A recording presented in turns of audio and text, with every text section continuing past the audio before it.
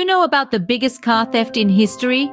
It's a tale involving the Swedish car manufacturer Volvo and a fleet of their vehicles that ended up in North Korea.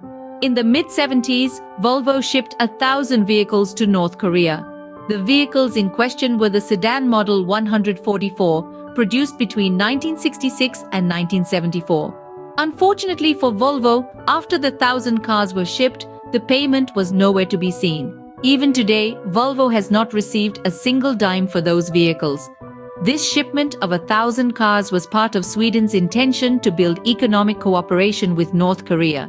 The Swedish government, along with companies like Volvo, Atlas Copco and Kockums, agreed to sell mining equipment and conventional vehicles valued at over $1 trillion. The vehicles and mining equipment were shipped by Sweden, but North Korea unfortunately chose not to pay and ignored the bill. Even today, the bill has not been paid by North Korea, making this event the biggest car theft in history. At the time the cars were shipped, their total value reached $1 trillion rupiahs. If converted with today's economic conditions and added with taxes and other calculations, the figure is claimed to reach 5 trillion rupiahs. This also caused North Korea's debt to Sweden, which was initially only 1 trillion rupiahs, to continue to increase due to interest and other taxes. After being ignored for nearly 50 years, it is known that the debt that North Korea now owes has swelled.